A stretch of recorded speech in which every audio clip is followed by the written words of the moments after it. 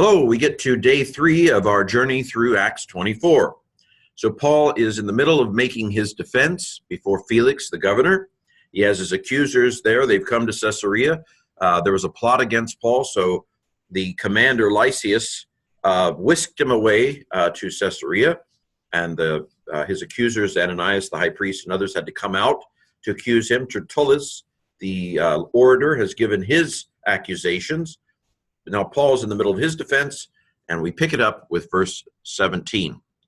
And through many years, dangers, toils, and snares, through many years. Now we see this construction in Galatians 2, where Paul says, through 14 years, and it seems to mean something like after 14 years in Galatians 2. So I'm guessing that this here means something like after many years. So he's talking about, he got his call by the Lord, and then after many years, going to make alms. Man, it's another future participle. What is this? The 4th future participle we've seen in Acts? That's very unusual. Going to make alms and offerings. It's kind of a weird construction because the and offerings comes after the verb here. So after many years, going to make alms towards my people, I arrived in Jerusalem. And yes, I made offerings too. So something like after many years, going to make alms and offerings with regard to my people, I arrived here. G-E-N, gen, implies that it's aorist. If it was G-I-N, it would be present. It's middle because the ending. It's deponent, actually, paragenomai, indicative, because the connecting vowel is short. So I arrived, verse 18, among which, that is among my, I suppose, my alms and offerings, among which they found me. So this is the aorist of heurisco. I know it's aorist because the isco is missing. And so it's the second aorist. They found me. They found me having been purified. This is the complementary or predicative use of a participle, where it kind of completes the meaning, of the verb. I know that this is a perfect passive participle. I would have known it was just by looking at the fact that it doesn't have omenon. There's no connecting vowel. The ending has been shoved right onto the stem, so that tells me it's perfect middle or passive in form. Men are passive participles. That it's hagnidzo, and so it's been the alpha has been augmented by lengthening. So that's what perfect does with words that begin with a vowel. So having, because it's perfect, been, because it's passive, purified, because it's hagnidzo. Okay, among which they found me having been purified in the temple.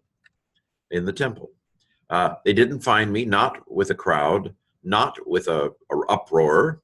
No, they didn't find me causing trouble. Verse 19, but certain Jews from Asia, Jews, we've heard this before, whom it was necessary before you to appear. I'm not sure why the imperfect of day is used here. Let's see what my handy-dandy NIV 2:11, how does it translate that? It translates it as, who ought to be here before you. I should have looked that up, I'm sorry, that particular use of the imperfect, but who it was necessary before you to appear. This is the present of paremi, present infinitive, and to accuse, present infinitive of kategoreo. We've seen kategoreo a number of times in these chapters because Paul's accusations are being made. Now here's an interesting construction. This is a part of a 4th class condition. There are 4 kinds of conditions in Greek. 3 of them use the conjunction e, and then the other one is eon. So eon is the if. Eon is the if. What I mean by that is you use eon with the subjunctive. So if you use the eon condition, the verb will be in the subjunctive, and that's the kind of a real contingent situation. So like, if I get up, I'll make this video. Now, it could be very certain. I've been fairly reliable at making these videos, so you can probably count on me getting up to make these videos, but on is used when it's a true condition. Now, so that's a third class condition with on. The first class condition assumes the truth. So the on condition tends to be real world kinds of things.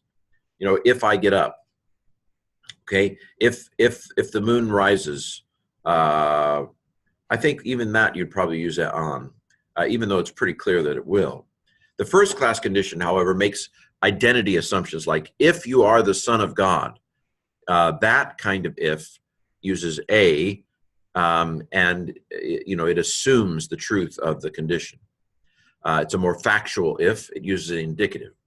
Just to complete the system, the second class condition is contrary to fact. That also uses a, but it uses past tense verbs, both in the if part and the then part. The if part is called the protasis. The then part is called the apodosis. It uses a past tense verb in the if part and a past tense verb in the then part. And it often uses a little word called on, alpha nu, which is hard to translate. In fact, the dictionary calls it an untranslatable conditional particle. But basically, I call on the little bomb. It throws everything up in the air. So if you have an a with a past tense verb in the if part and a on with a past tense verb in the then part, then it's probably, well, it is a contrary to fact. If I were a rich man, la da da da da da da da da da da da da, that kind of a situation. But I'm not a rich man. So what did I do here? I hit a button. Okay. So those are the first three conditions. The fourth condition is this a with the optative. Yay, it's an optative. You know, we've seen, is this the third optative we've seen in Acts? Haven't seen a lot of them. You know, it's kind of hunting for fun species in Acts. So this is a with an optative. It implies less vivid kinds of. It's not likely. So if it would have something towards me, not likely. It's probably not going to happen. You go ahead and have those people from Asia, you know, if it would have something towards me. I don't know why it's if. I would have used they if they would have something against me. But this is a third person singular. A nu with an epsilon in front of it is a movable nu. Throw it away. Epsilon is a very common third person singular ending. Active. But the oi here, the oi connecting vowel is what tells me it's optative. The optative mood has to do with possibilities and things that aren't, like we use would or may in our translations of the optative. And this is just echo. If it would have something, and there's something toward me. So this is the fourth class condition. It suggests not likely. Okay, 20, verse 20. Or these themselves, let them, that is the people right here, Ananias, let them say something. Let them say what. Oh, sorry, what. This is the interrogative because it has the accent. This is the indefinite, doesn't have the accent. Interrogative has the accent. Let these themselves say what they found of unrighteousness. What unrighteousness they found when I was standing before the Sanhedrin. Okay, so this is an imperative, to, te, tosan. I'm sorry, to, te, tosan. This is a third person plural imperative, active imperative ending. It's aorist because it's aping in aorist. So it's aorist, active imperative, third plural. Let them say some unrighteous thing that they found, Huron again, aorist of heurisco. Genitive absolute, me standing, genitive of me, standing in the genitive. Participle, aorist participle, aorist active participle from histe me, about before the Sanhedrin. Or maybe this, concerning this one voice which I cried out among them, having stood, quote, concerning the resurrection of the dead, I am being judged today by you. That's what he said before the Sanhedrin. Is that why they're upset at me? Because I believe in the resurrection? Because there are a whole lot of Jews that believe in resurrection. Okay, so this is a relative pronoun, introducing a relative clause. Eke kraksa. So xi is the key to a hidden sigma. We have a hidden sigma alpha. Sigma alpha is aorist. So that epsilon there is an augment after the preposition of the compound. So this is aorist active indicative, first singular, from ekkradzo, something like that. This is present passive. I am being judged by you all today. Okay, that's verse 21. So basically Paul's saying they got nothing. I didn't do anything in the temple. Bring the people from Asia and see what they can come up with, if they would be able to come up with something. Not likely.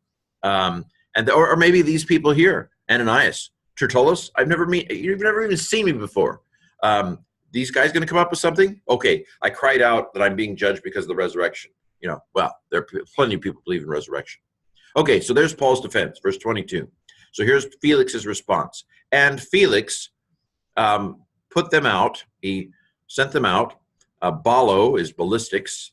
He threw them out, threw them up. He threw up. No, okay. It seems to mean he put them out. He had them out. So this is aorist because it's ball. It's missing one of the lambdas. A ballo on a ballo. That's the augment after the preposition of the compound. This seems to be middle. So it's aorist middle. Boy, Luke loves middles. So aorist middle indicative because the connecting vowel is short. Third singular from anaballo. Felix put them out, having known more accurately the things concerning the way, the Jesus movement. Oh, okay, this is the Jesus movement thing. Having known, you can see the id there. This is from oida.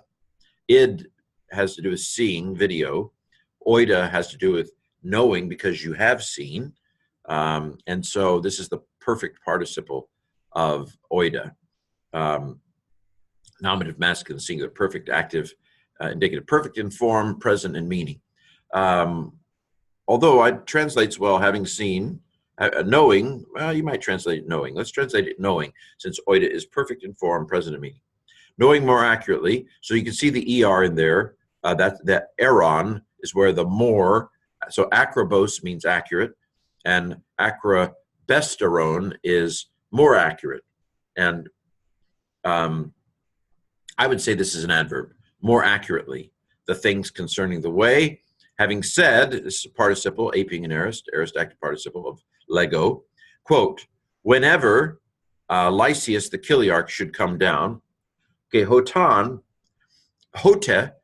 is when, and it takes an indicative. Hotan, there's the little bomb I was talking about, remember? On is a little bomb, throws up everything up in the air, it's contingent. So hote goes from when to whenever, when it goes from being hote to hotan. It is a different word, but you can see how the word was formed, and this on makes it whenever. And subjunctive is coming. Subjunctive is coming. Hotan is a conjunction that wants a subjunctive. So katabe is subjunctive. This is katabino, but it doesn't have the ino. So it's aorist, and this eta with the iota subscript is a fried third person singular, so it's subjunctive. Aorist, active, subjunctive, third singular from katabino. So whenever Lysias the Chiliarch should come down, I will diagnose. Can you see it? Diagnosomai. I will diagnose. Future because the sigma. Middle because of the my. I don't know if it's middle. Let me just do a quick check here. Diagnosomai. Nope, it's middle. It's not deponent. Diagnosco, I mean. So it's a future middle indicative because the connecting vowel is short, so it's indicative. First singular from diagnosco, not Diagon Alley. That's Harry Potter. Okay, I myself will diagnose, middle, the things according to y'all. Not just Paul, but all of y'all people. Verse 23. Having commanded to the centurion to keep him, that is Paul, or to take him. This is a present middle infinitive, I would say. Boy, he likes middles. And this is diatasso, a aorist middle participle. C is the key to hidden sigma, so we have a hidden sigma alpha. It is aorist middle participle. Having commanded to the centurion, the hecaton tarche, to keep him, and for him to have ease and to hinder no one of his own, of the own his, to serve, to minister to him. Because when you're under house arrest, you can't go to Walmart. You can't go out to Burger King. So somebody needs to bring stuff to you, or you're really probably toast. Okay, toast without toast. Present infinitive, that's a noun. Accusative, another present infinitive, present infinitive. Okay, so there you have it. So we're going to continue tomorrow. We're going to cross the bridge into Acts 25, Lord willing, tomorrow. And we are just 3.5 weeks from finishing the Greek of the book of Acts.